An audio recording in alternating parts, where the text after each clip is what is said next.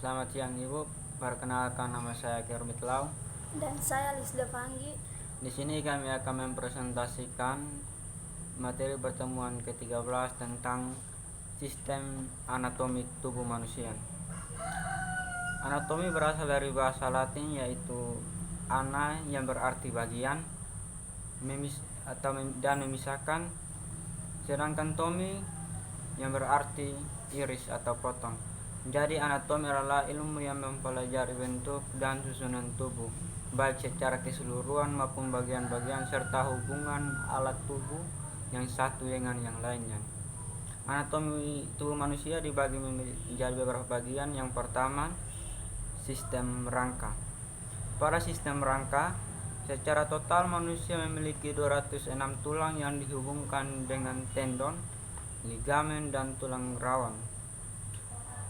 Fungsi dari sistem rangka sebagai alat gerak, tempat melekatnya otot, pelindung organ dalam, menopang dan memberikan bentuk tubuh. Adapun rincian mengenai jumlah tulang pada tiap-tiap bagian, yaitu yang pertama 8 buah tulang di kepala, yang kedua 25 buah tulang di kerangka dada, yang ketiga 14 buah tulang di wajah, yang keempat 26 buah tulang di belakang dan pinggul, yang kelima 6 buah di tulang telinga, yang ketujuh 64 buah tulang di lengan, yang ketujuh 1 buah tulang di lidah, dan yang kedelapan 62 buah tulang di kaki. Yang kedua, sistem otot. Manusia memiliki 600 otot yang berfungsi membantu pergerakan tubuh, aliran darah, serta menjalankan fungsi tubuh. Otot dibagi menjadi beberapa bagian, yaitu otot berada pada anatomi tubuh manusia bagian belakang. Yang kedua, otot rangka yang terhubung dengan tulang. Yang ketiga, otot polos yang ditemukan di dalam organ pencernaan. Yang keempat, otot jantung yang ditemukan di jantung. Yang ketiga, sistem peredaran darah. Anatomi tubuh manusia lainnya adalah sistem peredaran darah yang memiliki fungsi mengedarkan darah ke seluruh tubuh, melindungi tubuh melalui sel darah putih untuk melawan kuman yang telah masuk ke dalam tubuh. Yang ketiga, mempertahankan homeostatis atau keseimbangan kondisi tubuh pada beberapa kondisi internal. Yang keempat, sistem pencernaan. Sistem pencernaan pada anatomi tubuh manusia melibatkan sejumlah organ yang disebut sebagai saluran pencernaan. Saluran tersebut dimulai dari mulut hingga usus besar. Akhir dari sistem pencernaan yaitu menghasilkan urin dan feses yang dibuang melalui anus. Fungsi dari sistem ini ialah memproses makanan menjadi zat-zat gizi yang dibutuhkan oleh tubuh. Yang kelima, sistem endokrin. Sistem endokrin terdiri dari beberapa kelenjar yang mengeluarkan hormon ke dalam darah. Kelenjar tersebut ialah hipotalamus, kelenjar pituitari, kelenjar pineal, kelenjar tiroid, kelenjar paratiroid, kelenjar adrenal, pankreas, dan kelenjar kelamin atau gonad. Kelenjar-kelenjar tersebut akan bekerja sesuai dengan rangsangan yang diterima dari sistem saraf pusat dan reseptor kimiawi di dalam darah dan hormon yang diproduksi oleh kelenjar lain. Yang keenam, sistem saraf. Selanjutnya adalah sistem saraf yang berfungsi untuk mengumpulkan, mengirimkan, dan memproses informasi dalam otak dan saraf.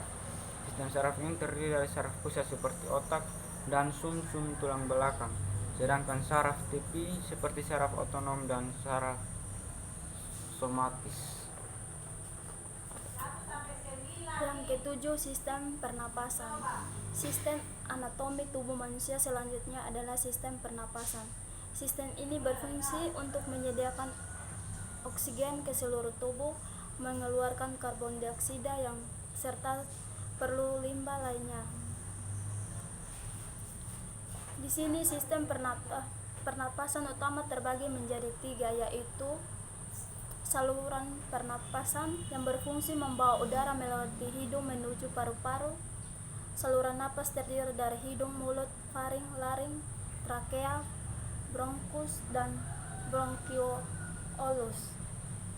Yang kedua, paru-paru dan otot interkostal yang bekerja sama dalam berfungsi sebagai pertukaran oksigen ke dalam tubuh dan karbon dioksida keluar tubuh.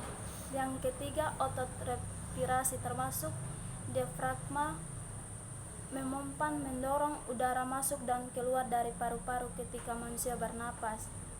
Yang kedelapan, sistem kekebalan tubuh. Sistem bakteri, virus, dan patogen lainnya yang berbahaya. Kekebalan tubuh memiliki fungsi sebagai pertahanan tubuh terhadap getah bening, limpa, sumsum tulang, limfosit, timus, dan leukosit termasuk ke dalam sistem kekebalan tubuh. Yang kesembilan, sistem limfatik. Sistem limfatik juga berfungsi sebagai pertahanan tubuh. Sistem ini terdiri dari kelenjar getah bening, saluran getah bening, dan pembuluh getah bening. Sistem limfatik bertugas sebagai pembuatan dan penyalur getah bening yang akan membantu tubuh melawan infeksi. Yang ke-10, sistem ekskresi adalah sistem ekskresi yang berfungsi untuk mengeluarkan zat sisa yang tidak dibutuhkan lagi oleh tubuh. Organ ekskresi terdiri dari ginjal, hati, kulit, dan paru-paru. Hati berfungsi mengeluarkan empedu, kulit berfungsi mengeluarkan keringat, dan paru-paru berfungsi mengeluarkan uap air serta karbon dioksida. Yang 11, sistem urinaria. Sistem urinaria atau perkembuhan termasuk ke dalam sistem ekskresi. Pada sistem ini ada yang namanya ginjal, ureter, kadung kemih, dan uretra. Fungsi ginjal sebagai penyaring darah untuk membuang limbah yang menghasilkan urine. Sementara itu, ureter, kandung kemih, dan uretra bersama-sama membantu saluran kemih yang mengalirkan urine dari ginjal, menyimpannya dan mengeluarkan ketika buang air kecil. Ke-12, sistem reproduksi. Pada sistem anatomi tubuh manusia terdapat juga namanya sistem reproduksi pria dan wanita. Sistem reproduksinya mencakup ovarium, saluran telur, rahim, vagina, vulva, kelenjar susu, dan payudara. Sementara pada sistem reproduksi laki-laki mencakup skrotum, testis, saluran sperma, kelenjar seks, dan penis. Yang ke-13, sistem indera. Anatomi tubuh manusia lainnya adalah sistem indera. Fungsi dari sistem ini adalah sebagai penerima rangsangan yang berasal dari lingkungan sekitar. Sistem indera terdapat 5 panca indera, yaitu A. Indera penglihatan dengan menggunakan mata, B. Indera pendengaran dengan menggunakan telinga, C. Indera penciuman melalui hidung, D. Indera peraba yang dapat dirangsang melalui kulit, E. Indera pengeca menggunakan lidah. Sekian dari presentasi kami, Ibu. Selamat siang, Ibu.